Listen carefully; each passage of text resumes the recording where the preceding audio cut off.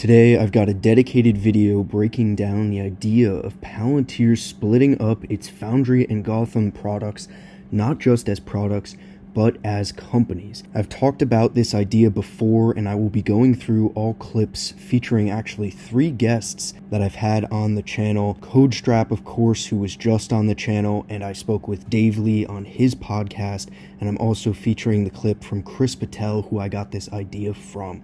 So in this video, I want to break down the progression of thinking, why this is important, why it is a risk for Palantir to actually have these 2 companies together from a optics point of view and perspective, as it really does weigh down the perception of Foundry. Even if it shouldn't be, it still happens. We've seen that be the case for why Palantir Foundry customers might not want to make their partnership public and rather keep that private information. That could be because they don't want to get political with suppliers or anything like that, but it has happened before, and it could be hurting Palantir's commercial prospects just the same. We know in their S1 and their stance as a company, their mission is to support Western aligned companies. They will not do business with China or the like, so they've put their foot down there. But in this video, again, it's a progression of thinking, first to introduce this idea, and then why it really is an important thought. It doesn't need to happen, but it highlights an enormous risk Palantir has. And then at the end, CodeStrap explained why this has happened, why Palantir actually started with the government first,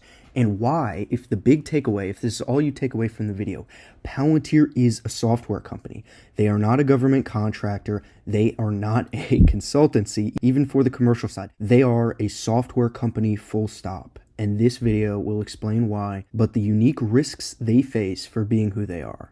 Enjoy.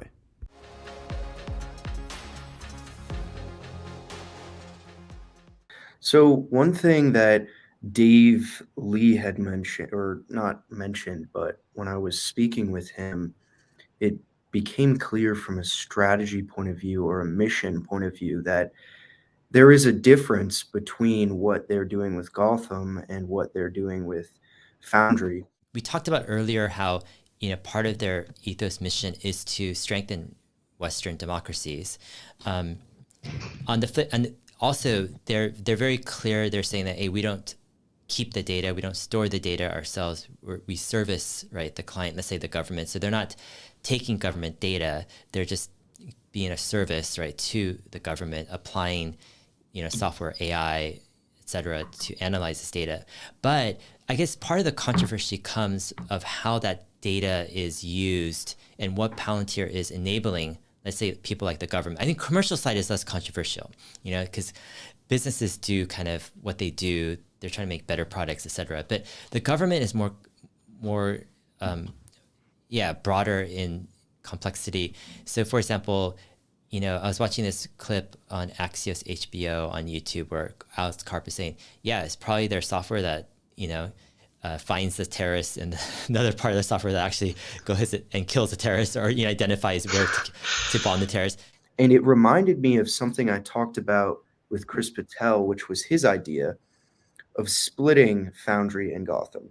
Now, I don't believe they would ever do this, and by splitting, he meant there's a lot of risks that are involved with being involved with the government, and that's one of the reasons why the valuation on Palantir has been kind of like muted, and a lot of institutions don't want to get as involved because they see these government contracts, especially ones with border control and the army and everything else, as having almost like a public relations issue if something bad happens. I've always kind of like shied away from investing in companies that have a lot of government contracts, so that governments tend to be very inefficient with how they allocate resources, but also how they deal with it. And then also politics is always changing, right? So you had the Democrats with Barack Obama when a lot of the stuff was done.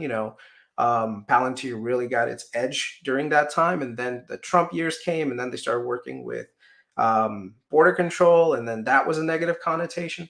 So right now, in terms of politics, it's kind of weird because their mission is great. They want to support Western democracy, but at the same time, it kind of goes right back into how much government involvement do you have? And also, a lot of commercial companies don't necessarily want such heavy involvement from the private side. From the public side, they kind of want to say, hey, we want to be involved with you guys, but we don't want to be involved so handily if you're working directly with the government, because you may be feeding them information about stuff that we have that's very proprietary, right? So I think that's just something that like worries me a little bit. But there is I wouldn't say easy, but there is a solution that I think will eventually come, and that's just to kind of like split off the company into government that purely focuses on government contracts like the FBI, Army, Air Force, everything else, and then split off to the commercial side where you have everything, and you just have like cross licensing of technology between the two, right? So this way, it's kind of great because now there's almost like a wall in between saying, hey, you're not dealing with this side of the company. You're not dealing with this, or the other one is you're not dealing with that. So this way, the government side is happy because they're like, yeah, we're not dealing with the private side, and the private side saying, hey, we're not dealing with the government side. And essentially, any public relations issues kind of get muted to either side. I think it's an interesting idea. Again, I don't think they would ever do it, but I think it would clear up a lot of the optics from a public perspective. And again, I don't think Palantir would do it just for that, but I think a lot of the misconceptions come from the government side and a lot of, I don't know, just what Ross Gerber was saying. He's kind of misconstruing the two products and platforms. And I think that could be solved if they separated both of them. They're cashing out on you. It's the classic pump and dump cash out on the public so that the CIA guys who have all made their billions tracking us can then, cash out at your expense. That's Palantir. I don't know. Do you have any thoughts on separating either physically or just mentally the two? Yeah, and again, this is another one where there's a lot to unpack. So let's kind of look at what's inside this question. I think one, there's just an image problem, right? So like people are nervous about Palantir because they believe they have a PR problem, and it relates directly to their work with like ICE and other government agencies. Okay, if you have paid attention to what the person that runs Gotham has said in like the earnings reports, and I forget the person's name, the gentleman that runs the Gotham side. Yeah, but I can hear a lot of frustration in his voice over strategy relating to the consumer segment, and that I think he might leave the company at some point, which would be a big blow for them. And that there are some internal politics playing out that relates to this, because a lot of design decisions about how you build a system that is good for government, but then how do you build a system that's good for consumer applications or for B2B, general B2B enterprise applications, those design decisions will be in conflict. And if you're building one foundational product and you haven't separated them, you're going to get people essentially competing for resources and decision making, and that's really bad. It's like now you're fighting yourself, right? You're not only fighting the competition, but you're fighting yourself. And so I think there is some truth to that, and why you're going to want to separate those two businesses. But sometimes things change. Like today, with this new zero trust mandate from the federal government, a lot of the design decisions you used to have to make are null and void. They're basically, with this new security model, forcing vendors for the government into a model that looks a lot more like a traditional SaaS B2B application with zero trust policies. So we don't know what the future is going to bring in terms of these forces kind of aligning, and how Foundry and Gotham may end up looking a lot more identical than they are in the future. But I think there's some validity to both of those questions. An image problem related to its work with government agencies that kill people, right? They do valuable work. I'm not saying the work isn't valuable or needed, but they do work that will make people not feel warm and fuzzy about Palantir, right? Yeah. But also that there's this internal conflict in system design in which you can't serve two masters with one team, and one set of resources. You may have to consider dividing those things.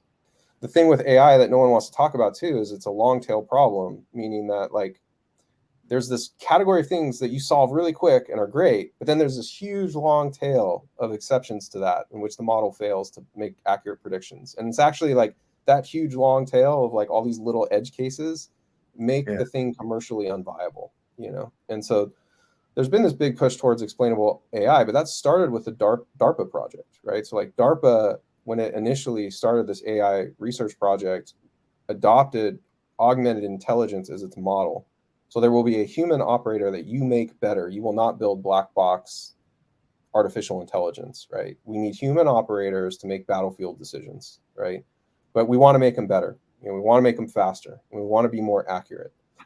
And so Foundry is built around this whole concept, right? And so, but because it came out of DARPA and it came out of the military and intelligence side, it's deeply ingrained into the way Palantir approaches how ML and AI should be used in data-driven decision making, right? And so it was just the first place this was happening. And also that costs associated with doing ML and AI research were so prohibitive that only FANG companies and military, like governments, could invest in it. Like that's another thing people don't realize is like until 2017, there wasn't a way you could do this in a cost-effective way. And really not until 2020 did we have all of the tools through cloud providers that were required to make ML and AI-based decision-making incorporated.